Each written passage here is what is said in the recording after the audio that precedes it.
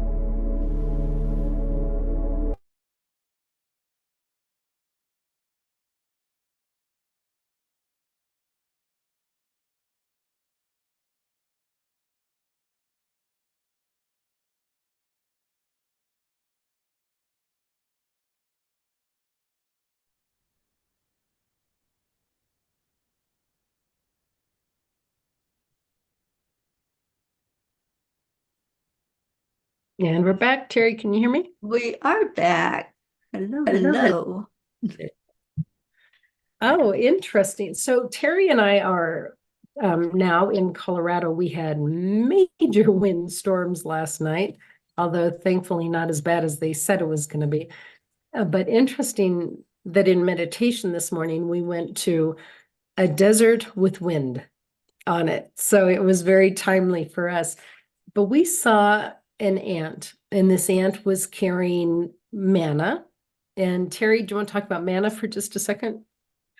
Yeah, there's the story that's told in scriptures about the wandering that happened in the desert and 40 days in the desert. So to go 40 days without food is like pretty much not a good idea. So they were fed manna from heaven. They didn't know where it came from. It just appeared. And so manna was everything that was needed to sustain them. So as Ruth and I were looking at this and what was happening, as the vision we saw were ants and they were carrying something on their back, we heard it was the manna. It was everything that was needed to sustain the community, which is we saw the ant community, which represents, of course, the light workers of the world. Yeah. And we saw this community, and it didn't matter what was happening up on the surface of the land because the ants were so insulated. They were impervious, is that the word we Yes, to any, impervious. yeah, they were impervious to anything happening above them. It didn't matter because they were there in the community. They had truly everything that they needed. And we saw that um, even when we're distracted in the 3D, that the work continues in the ethereal, and the work of our other light workers. It's absolutely happening around us. And we also saw that these ants had such a singular focus, almost not even capable of having anything but that singular focus. And then we were talking about our singular focus. Teri, can you share about that? Yeah, because when we know our purpose, when we know why we're walking on this earth plane, then we stay true to that purpose, just like the ants. And I was sharing with Ruth, I've observed ants before, and they follow a leader. So in the light workers case, it would be God, a creator, whatever you choose to call that being, and they follow until something throws them off course. And that's how we are. We have distractions. So even though we have a singular purpose of living our life in the purpose that we're here for, we can get distracted. We can have things that go awry, and we lose that scent, like the ants follow a scent.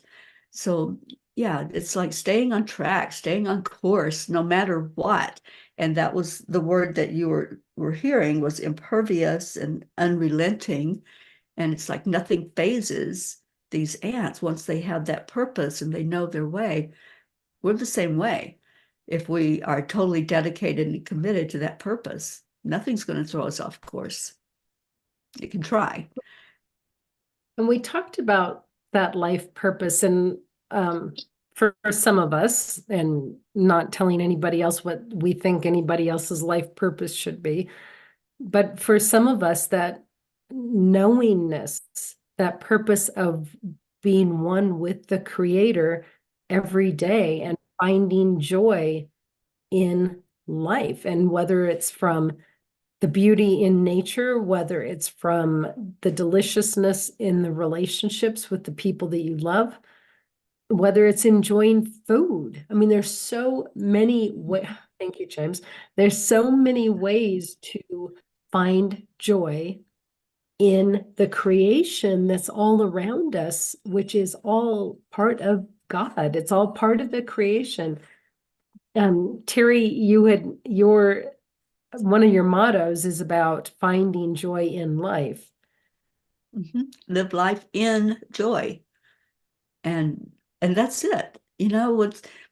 Once we find that we give ourselves permission to do so, then it's like, it doesn't matter what anybody else says. It doesn't matter any judgment or criticisms.